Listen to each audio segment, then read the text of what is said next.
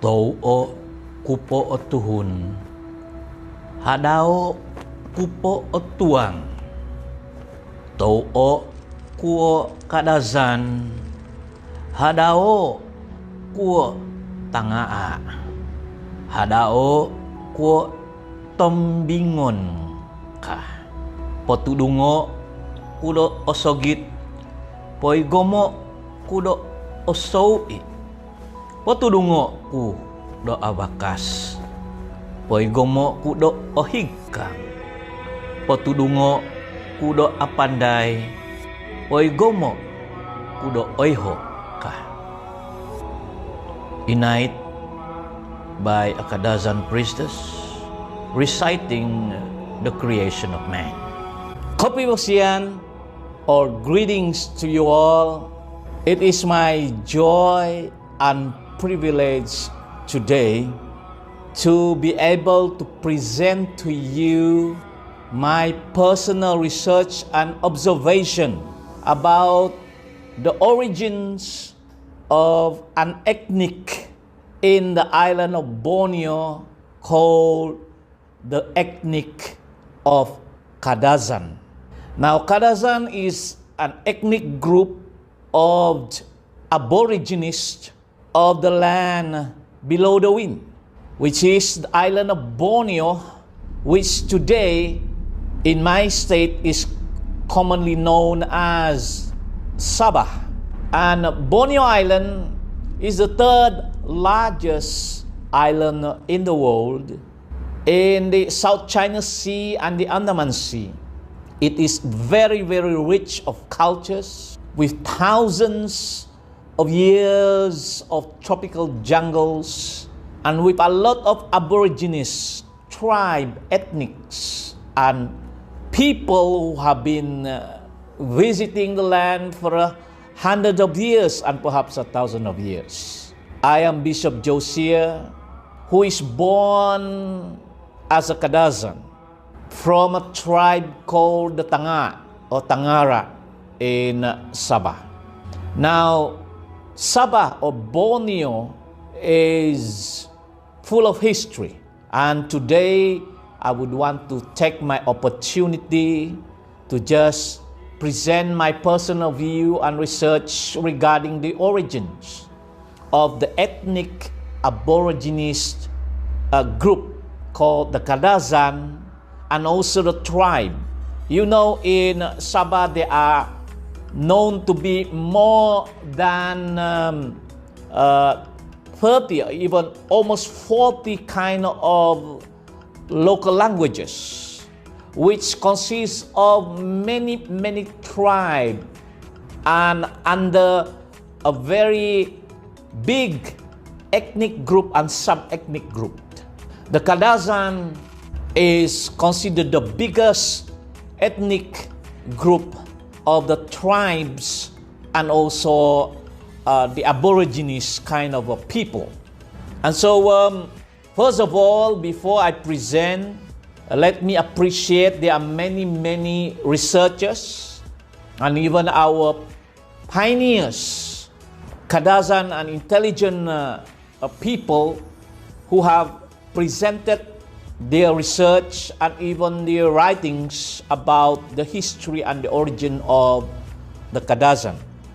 In due respect, we have to respect the opinion, and likewise, I hope that you will also respect my opinion. Let me just point here that it is going to be one of my historical archive for my people.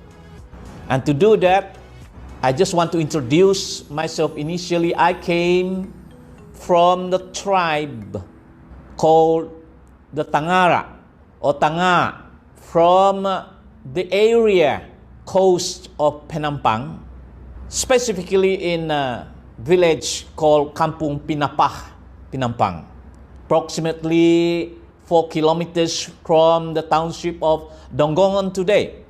But this is the twist of it all. My father, no doubt, is a Kadazan race or tribe of Tanga. The same thing with my mother. Cecilia Binjai is from the Tanga tribe, a Kadazan ethnic. But the twist is that my father, Laudin Manjulim, has a mixture of Chinese blood from our ancestors. One of the famous ancestors in Penampang called the Wong Alung or Wong Lung clans, who hails from the mainland China some hundred of years ago. So we are Kadazan. I can show you in my registration birth certificate that I came from the ethnic group race called the Kadazan. My father is a Kadazan, I am a Kadazan. My mother is a Kadazan. But from the tribe of Penampang and the area West Coast mostly is the tribe of Tanga or Tangara. Okay? Having said that, now let me begin with my observation. And there are many who is asking, where did we came from? Where did we come from? How did the ethnic and the people of Sabah, especially the Aborigines, the Kadazan, exist? And the rest of other tribes like the MURUT tribe and the Dusun tribes and the Rumus Momagun tribe and the Liawan and Kuijau and so many sub-ethnic groups and tribes, with slightly different kind of languages, but we coexist because the similarity of the pronunciation of the language is still there. I remember when I was about late 20s, one of the elder fellow Kadazan asked me, he said, you are a man of God, you are a prophet of God, and perhaps you can pray and ask God to show and reveal to us the origin of our people, the Kadazan, because many of our so-called priestess or Bobohizan, we call it Bobohizan, it is actually a priestess of our traditional tribe. In those days that they were asked the meaning of Kadazan, and they simply said that they are the people of the land, or the Momogun we call it, or the Aborigines. That's their explanation. And so we want to know, and how about their languages, about the cultures, about how they have evolved, and so on. So allow me to just present this to you, and firstly I would like to refer one of the most earliest manuscript, a book written by someone who goes by the name of OWEN RUTTER. He wrote a book and published it in 1928 or 1929 when he was sent by the British under the North Borneo British Company, who acquired a big kind of land from the Suluk Sultan of the Philippines, which is also have the background of under the agreement of the Sultan of Brunei. So this guy who goes by the name of OWEN RUTTER worked as a district officer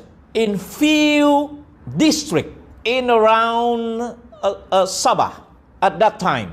That is way back before the Second World War, before the Japanese occupation in Borneo and Asia. So he wrote a book titled Pagans of North Borneo, and I read in page 31, OWEN RUTTER mentioned the word Kadazan. This is how he said. He said that the Dusun usually describes himself generically as a Tulun Tindal or landsman, or on the west coast, particularly in Papar. Papar is a district, as a Kadazan.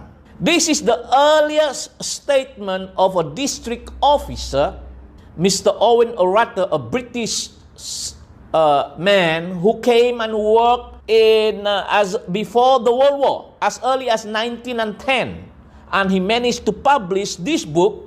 And he specifically wrote there that this Dusun, okay, he took the word Dusun, described themselves in many parts of the district as a Dusun, but then especially in Papar, which I believe also in Penampang, these Dusun call themselves, identify themselves as a Kadazan. So simply mean the word Kadazan became an ethnic identity. It became a specific noun, not just a common noun, a name, an identity, as a matter of fact, an ethnic identity. I remember when I was barely 10 years old, 9 years old, I always listened to the radios. And in those days, there's a section of a radio being done by the North Borneo British Company broadcast, a section called Kadazan section.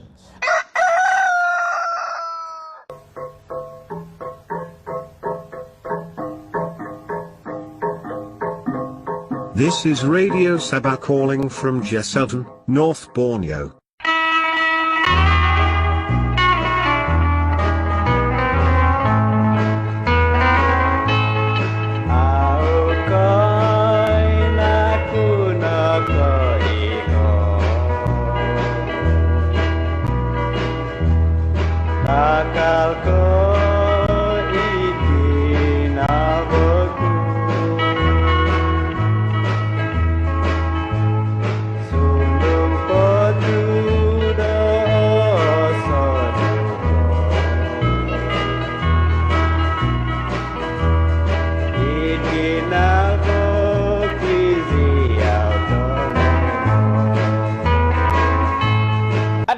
There is no so-called Dusun or Rungu section, nothing. It's just a radio, and we can hear the Kadazan language, the Kadazan Tanga language, being broadcast with the local song. That is what I used to hear, especially in the month of May, which is the harvest festival of the people of Kadazan, which is celebrated today as a big event, state-level harvest festival. And there's so many songs being done by the earlier singers, like Dato Justin Stimol, M.Y. Ismail, and so on. So I will not go deeper into that because I'm going to go into the origin of the Kadazan, where we came from, who we are. Are we from the Mongolite DNA tribe? Impossible that this tribe or this ethnic just exists in a big, third largest island in the world called Borneo. It just exists like this. Is it that God created? Oh yes, God created, but how did it transform itself through evolution? How did it influence the ethnicity and the tribals, and how did they preserve the language called the Kadazan or the Tanga or the Momogun or the Rumus, Murut or the Dusun languages? So the word Kadazan being penned down by OWEN RUTTER, 1928, 1929. It is a very, very early manuscript. The word Kadazan being mentioned, where the West Coast and the Papar, especially Tanga tribe, call themselves and identify themselves as a race, a name, as a Kadazan. Well, there's a story, there's a historical fact. Some of our early pioneers, Kadazan, says that the word Kadazan came from the basis language of this word, Kadazan. Let me tell you, Kadazan means like a city side, like a modern day shops, a mall, or shopping mall, you call it, modern day. That is a Kadazan version or Kadazan explanation when you said, I'm going to like the town of Donggongon, for example, right? We call it Kadazan Donggongon. So some of them took this word Kadazan as saying that is why we are called Kadazan, because Kadazan people who are modern, who have embraced the township lifestyle and who stay in the shops and in the city and in the town. They become a modern man. They came down from the mountain. They came down from the hut. Those dirty kind of people, and then they came down there. They be modernized, and they came to this township called Kadazan, of Penampang or Kadazan of Dongongon, and that is why they are called themselves Kadazan. Well, to some extent, because of the similarity of the word Kadazan and Kakadazan, or township, there is some truth in it. But I think way back, even before the town of Penampang and Dongongon exist, you can see in 1928-29, Owen RUTTER already penned down or write in his book saying that the Dusun in the West Coast, especially in Papar, prefer to identify themselves as a Kadazan. You see? So the word Kadazan already exists. It is not really Kakadazan, but there is some truth in it. You know why I say that? Because, when some of us, like me, I give an example like me, though I am a Kadazan Tanga, but my great-great-grandfather or grandmother remarried with Chinese. And for sure, the Chinese are the one who normally rich, able, and they are the one who make this town. They become the taukes or the boss. They become the one who own the land and build up nice shops, lots in the town. And many of them married to a local Kadazans. So children born out of this union called Chinese Kadazan or Sino-Kadazan. So eventually the Kadazan came to the town, become the husband or the wife of the Chinese people. And they began to have communities in this township, mixture of Chinese and Kadazan. And so they became modern. They become more cleaner. They become more educated. And that is why maybe there is some truth is that the Kadazan derive from there. Am I right? But that is not the correct, 100% correct information and historical research that I see, because, like I said, the people in the West Coast and in Papar address themselves, identify their ethnicity as Kadazan. You see? That is what the district officer, Owen RUTTER, heard. And he even mentioned about the Dusun, described themselves as Tulun Tindal. Because prior to the coming of Owen RUTTER, in the history of our origin of Borneo Island and Sabah was that there is a certain king in Brunei, and we have the Brunei until today. We still have the Sultan. I believe the descendant of the Sultan of Brunei rule some part of the Borneo and expand even to Papar and to Kinabatangan and to many areas. They are the Sultan, and they are quite powerful and influenced, you see. And we learn from the history that in the end they had an agreement. They sell a piece of land to the Sultan of Suluk from the Philippines. And you know the history, the rest of the history from Sultan Suluk. The Spanish came, the British came, at even one time the American came. You know that? The American came to Papar to own a piece of land and establish themselves as governors and so on. So Borneo is rich of history. But then, during the time of Sultan of Brunei, they control the mainland. They control the road, they control the rivers. So those people who want to trade, who want to sell their belonging, their goods, the animals, the herbs, vegetable, the fruits, whenever they go to the river of Papar, Kinabatangan, or anywhere in Sandakan across the road, so these officers of the Sultan is the masters. They collect tax from them. You know, they collect tax from them. And for the record, for the administrative record, these Sultan officers address these people who come from the hill, from the mountain, to trade and collect the trade. They address them because the Sultan are Malays, Muslim Malay. They call them Orang Dusun. They are the Orang Dusun. So they want to collect the tax from the Orang Dusun. That is the Malay term of this tribe who came down, whether they are the MURUT tribe or the Dusun tribe or the Kadazan Tanga, or so many tribes, the Tagas tribe and Liawan tribe and all. They just address them as Orang Dusun. What's the meaning? The meaning of orang dusun is people from the farm, kebun, from the orchard, from the hillside, who plant rice and fruits and all this kind of thing.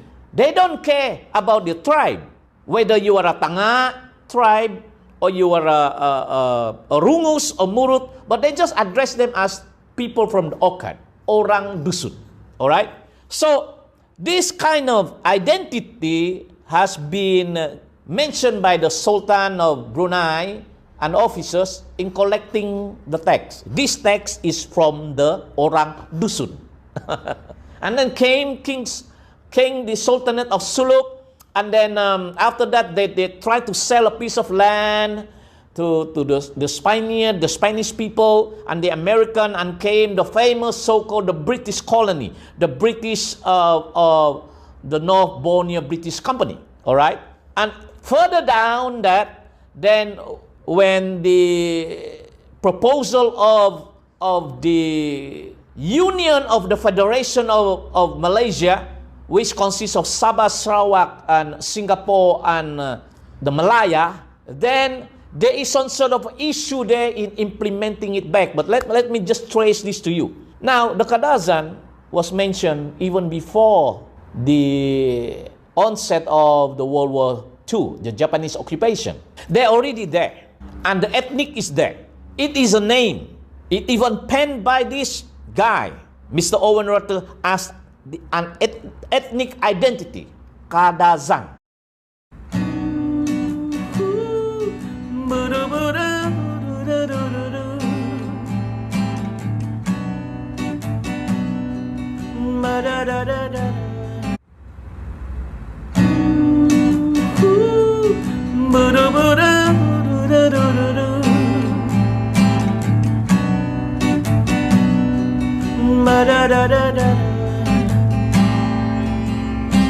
Kamay mo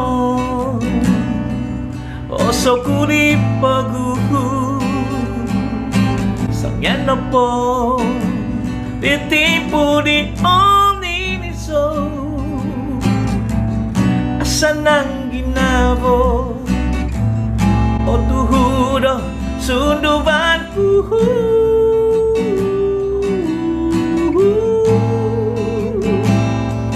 matanso do'y kampung Penampang matanso ikakatasan nongongon pasuaw tamay mo kaubusan nan no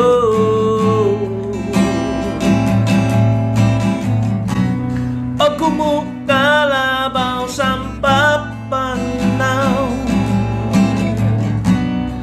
Ipa ay omoton Naikot no inangit ilamiraw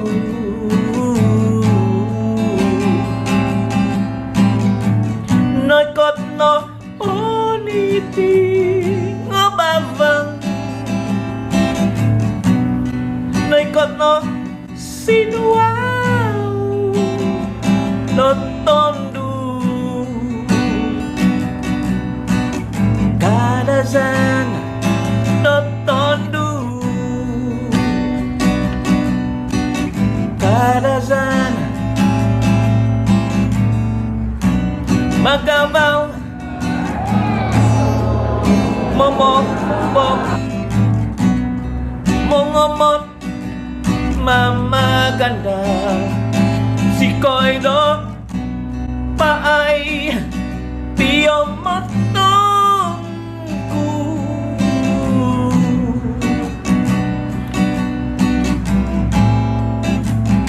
haha hiha